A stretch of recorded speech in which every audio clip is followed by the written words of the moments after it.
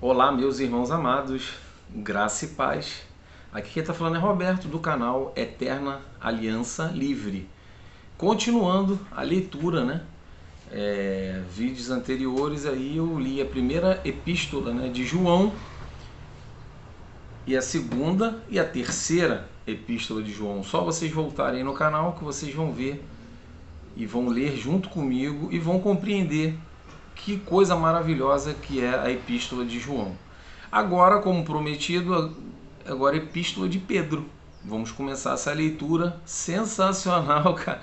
Ai, uma leitura gostosinha. Meu Deus, é muito bom a gente ler o Evangelho. É coisa maravilhosa, é um alimento, né? Espiritual que a gente, sabe, mata a nossa fome e a gente fica maravilhado com o que o Criador deixou pra gente, né? Então, vamos lá. A primeira epístola, né, de Simão Pedro, vamos dizer assim, né? Simão Pedro. Vamos começar então agora a leitura. E Pedro, né, que é apóstolo, já comecei, hein? Pedro, apóstolo de Cristo, aos estrangeiros dispersos no Ponto, Galácia, Capadócia, Ásia e Bitínia. Essa carta que ele está mandando é para esse povo, para esses povos, tá? Eleitos segundo a presciência de Deus Pai, em santificação do Espírito, para a obediência e a aspersão do sangue de Cristo. Graça e paz vos sejam multiplicadas. No 3 agora. Bendito seja o Deus e Pai de nosso Senhor Cristo, que, segundo a sua grande misericórdia, nos gerou de novo para uma viva esperança, pela ressurreição de Cristo dentre os mortos, para uma herança incorruptível, incontaminável e que, se não pode murchar, guardada nos céus para vós, que mediante a fé estáis guardados na virtude de Deus para a salvação, já prestes para revelar no último tempo, em que vós grandemente vos alegreis, ainda que agora importa, sendo necessário que estejais por um pouco contristados com várias tentações. No 7, para que a prova da vossa fé, muito mais preciosa do que o ouro, que perece e é provado pelo fogo, se enche em louvor e honra e glória na revelação de Cristo, ao qual, não o havendo visto, amais, no qual, não o vendo agora, mas crendo, vos alegrais em gozo inefável e glorioso, alcançando o fim da vossa fé, a salvação da alma. Então aqui você vê que ele está mandando a carta aqui para as pessoas que não viram o Messias, não andaram junto com ele, não tiveram com ele, mas a fé é exatamente isso, né? Fé firma o fundamento das coisas que não se vê, mas se espera, né, em Cristo. Então as pessoas aqui já estavam começando, as pessoas a irem no conhecimento, assim como nós hoje, que não vimos o Messias, mas cremos nele.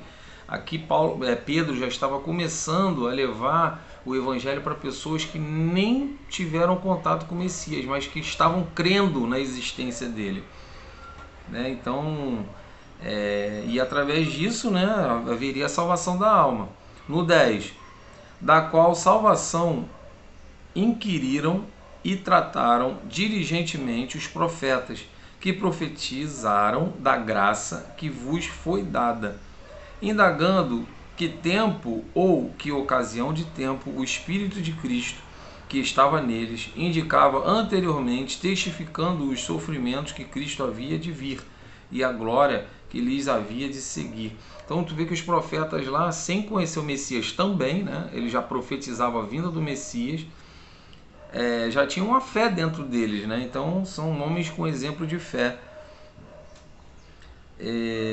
No 12, os quais foi revelado que, não para si mesmos, mas para nós, eles ministravam estas coisas que agora vos foram anunciadas, por aqueles que, pelo Espírito Santo enviado do céu, vos pregaram o Evangelho, para as quais coisas os anjos desejam bem atentar. Então assim, você vê que o Espírito do Pai ele já habitava né, nos profetas, né? Houve derramamento do Espírito Santo sobre todos, né, lá em Atos 2, mas vemos que lá desde o Antigo Testamento o Pai já usava a boca dos profetas para anunciar as coisas vindouras, né, que era, né, o Messias.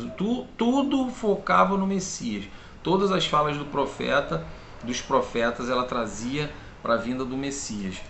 Então o Espírito do Pai já usava a boca dos profetas já, né? Vamos lá. E hoje ele usa a minha boca, a sua, que é liberto e desperto para o Evangelho.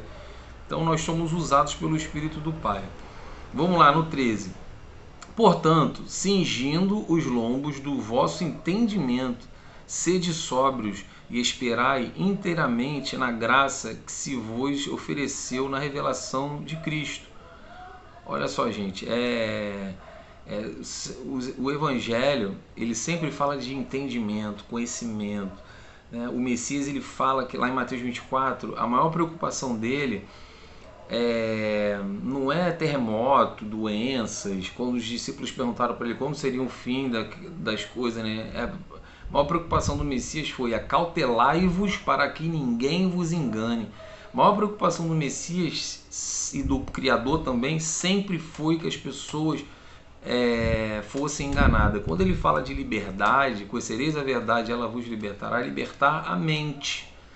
Né? A mente das pessoas estavam aprisionadas pelo sistema religioso, assim como hoje também estão. E as pessoas só ficam falando: não, conheci a verdade me libertou. Aí diz que libertou das drogas, libertou da prostituição, da jogatina. Não é esse tipo de liberdade que o Messias veio trazer, sabendo que também liberta disso. Quando você conhece o Evangelho, você é liberto de tudo, mas o principal que o Messias veio trazer é liberdade de entendimento, para o seu conhecimento ser mais amplo. Né? Por isso que ele chega para Pedro e fala: Pedro, eu te entrego as chaves dos céus. A chave, ela abre o quê? Abre um cadeado, abre uma fechadura. Mas uma chave espiritual, ela abre o quê? Abre o entendimento. Ele deixou ali para que Pedro, né? Olha isso, olha o que ele deixou para Pedro. A gente está lendo a carta de Pedro. Ele deixou para que Pedro fosse incumbido em estar levando o Evangelho, que é a chave, para abrir o entendimento e ter o conhecimento do Messias. Entendeu? O porquê da chave que ele entrega para Pedro? É a chave do conhecimento, a chave que abre a porta do espírito, né? Do seu entendimento. Então nós vemos aqui que a importância que Pedro teve e o porquê que esses elementos físicos que eram usados, você pode ver lá em Oséias 4, quando ele fala: meu povo foi destruído por falta de conhecimento. E quem destruía o conhecimento do povo? Aí o Criador fala pela boca do profeta: porque tu, sacerdote, nega o conhecimento para o meu povo. Então os sacerdotes sempre, o sistema religioso até hoje, sempre nega o conhecimento para as pessoas. Então a mente das pessoas fica bloqueada. Então aqui vou voltar no 13, olha que coisa maravilhosa. Então depois de eu ter falado isso, põe na sua mente exatamente isso, que é para abrir o seu entendimento, você tem que ter, o conhecimento vai entrar e daí você vai captar o Evangelho, o Espírito do Pai vai habitar em você. Olha só. Portanto, cingindo os lombos do vosso entendimento, sede sóbrios e esperai inteiramente na graça que se vos ofereceu na revelação de Cristo. Na revelação, gente. Vamos lá no 14. Como filhos obedientes, não vos conformando com as concupiscências que antes havia em vossa ignorância. Depois da sua mente aberta, não fique voltando a ter, pensamentos passados e que vai te contaminar, vai contaminar a sua mente. E aí você cai em concupiscência, são os desejos, as vontades, coisas que você fazia antes, depois que você conheceu a verdade. Não volte a fazer aquilo, não volte a praticar aquilo. É literalmente você se converter. Você, quando conhece o Evangelho, conhece a palavra, você ouve a voz do Messias, você de maneira nenhuma você pode voltar às concupiscências, né? Os desejos, as vontades que você tinha antes, virar uma nova criatura de fato. Vamos lá, vou voltar no 14, é sempre bom voltar um pouquinho, voltar de novo. Como filhos obedientes, você ouviu o Evangelho, obedeceu, você não fuja disso, você tem que ser obediente. não vos conformando com as concupiscências que antes, quer dizer, antes do que? De você ser uma nova criatura, não voltar como antes, criatura antiga, que havia em vossa ignorância. Então, vamos dizer que antes de conhecer o Evangelho você era ignorante, fazia práticas erradas, era ignorante. A partir do momento que você virou um filho obediente, né, e não se conformar com as concupiscências que você fazia antes, as coisas que você fazia antes, olha o que ele fala, mas como é santo, quer dizer, como você é separado, aquele que vos chamou, sede vós também santos em toda a vossa maneira de viver. Conduta de vida, gente. Esse é o culto que agrada ao Criador. Entregar o seu corpo em sacrifício, né? Que é santo e agradável ao Pai. Então é aqui exatamente que Paulo fala lá em Romanos, né? Pedro mais ou menos meio que repete aqui, ó. Mas como é santo, aquele que vos chamou, sede vós também santos em toda a vossa maneira de viver. É exatamente o que Paulo falou, né? Que o sacrifício que agrada ao Pai é entregar o seu corpo em sacrifício santo e agradável é ao Pai, né? Por quê? Porque você, a sua conduta de vida é o seu sacrifício. Você não caindo nas concupiscências da carne, dos desejos, né? Dos desejos do mundo, você já está liberto, você já é uma nova criatura. Vamos lá, no 16.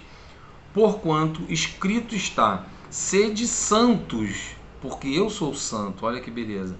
E se invocais por Pai aquele que sem acepção de pessoas julga segundo a obra de cada um, andai em temor durante o tempo da vossa peregrinação.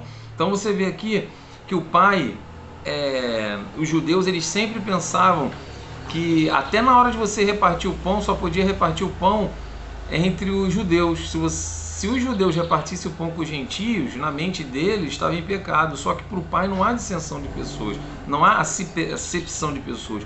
Todos somos um. Foi o que o Messias veio trazer, que todos somos um. Vamos lá.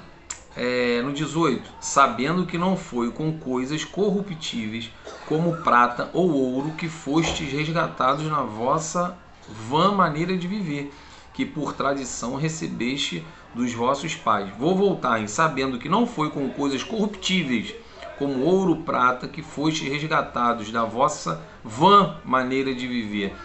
Por tradição recebeste dos vossos pais. O que eu entendo aqui é o seguinte: o povo era muito, né, carnal, o povo era muito materialista. Então as pessoas eram fáceis de ser corruptíveis, fáceis de ser compradas, né? E aqui não foi por ouro nem por prata que os verdadeiros, né, seguidores do Messias foram comprados com o sangue do Messias, né? Ele nos lavou e nos remiu com o sangue dele, né? Através da sua morte, né? E logo após é que entra a nova aliança. A nova aliança, ela não começa quando o Messias nasce, começa quando o Messias morre e ressuscita. Ali começa a nova e eterna aliança. É o nome até do meu canal, Eterna Aliança, só que eu botei o livre, porque nós somos livres, a mente está livre. Os que são libertos e despertos para o Evangelho não frequentam mais religião, não frequentam denominação religiosa onde aprisiona a mente das pessoas, entendeu? Nós somos de fato libertos. Vamos lá, então nunca foi com coisa material que eu fui comprado para minha salvação, né? E sim pelo sacrifício do Messias. A verdade, antes do Messias ser sacrificado, ele já salvou, né? Ele não salvou após a morte, né? Ele já salvou pessoas antes da morte dele, já haviam pessoas salvas, né? Que nem como Zaqueu, né? Que ele falou: Zaqueu, hoje entrou a salvação na sua casa. Quer dizer, Zaqueu já tinha sido salvo sem o Messias nem precisar morrer, né? E enfim, e aí que coisa maravilhosa, né? Vamos lá, no 19. Mas como precioso, olha aqui, gente, sem brincadeira, há muito tempo eu não leio isso, eu parei para ler junto com vocês e eu nem lembrava que após esse versículo que eu estava falando tinha exatamente o que eu falei. Aqui eu li no 18 que não é com ouro nem com prata, eu falei com sangue de Cristo. Olha no 19, sem brincadeira, eu não lembrava disso. Eu vou ler do 18 e vou emendar o 19. Sabendo que não foi com com coisas corruptíveis, como prata ou ouro, que foste resgatados da vossa vã maneira de viver, que, por tradição, recebeste dos vossos pais. Os antepassados achavam que era assim, ouro, prata, comprando as pessoas. Mas com o precioso sangue de Cristo, como de um cordeiro imaculado e incontaminado. Foi a única pessoa no mundo que nunca teve pecado, nunca se corrompeu, foi perfeito em tudo que fez e em tudo que andou. Maravilhoso. No 20, o qual, na verdade, em outro tempo foi conhecido, ainda antes da fundação do mundo, mas manifestado nesses últimos tempos por amor de vós. Quer dizer, desde antes da criação do mundo ele já estava com o Pai, porque ele era a palavra do Pai, né? E a palavra que se fez carne. Mas lembrando, ele não é o próprio Deus. Ele, assim como nós estávamos, né, que nem ele fala lá, né, na criação do mundo, né, façamos o homem a vossa imagem, a vossa semelhança. Então ali semelhança não é de corpo, não é de matéria, e sim de atitudes, né? A forma de andar, a conduta de andar nos faz ser igual ao Pai, igual ao Filho. Vamos lá. No 21, e por ele credes em Deus, que o ressuscitou dos mortos e lhe deu glória, para que a vossa fé e esperança estivessem em Deus, através do Messias que nós viemos conhecer o Pai, né? Por isso que ele falou, ninguém conheceu o Pai, senão o Filho, e aqueles a quem o Filho queira revelar. Então quem nos revelou o Criador verdadeiro é o Messias, não é Davi, não é Salomão, não é Roboão, nenhum desses caras lá atrás. Quem veio nos apresentar o verdadeiro Criador, o verdadeiro, tá? É somente o Messias, somente ele. Então, por intermédio dele que nós tivemos a fé e a esperança em Deus. No 22, purificando a vossa alma na obediência à verdade, para amor fraternal entre irmãos, não fingido. Amai-vos ardentemente uns aos outros, como um coração puro, sendo, no 23, sendo de novo gerados, não de semente corruptível, mas da incorruptível pela palavra de Deus, viva e que permanece para sempre. Olha que maravilha! Porque toda a carne é como erva, e toda a glória do homem como a flor da erva. Secou-se a erva e caiu sua flor, mas a palavra do Senhor permanece para sempre. E esta é a palavra que entre vós foi evangelizada. A palavra da verdade, gente. A palavra da verdade. Não há mentira vindo do Messias nem dos apóstolos e discípulos. Essa é a mensagem. Agora vamos partir para o capítulo 2 da Epístola de Pedro. Aguarde aí, pessoal. Valeu!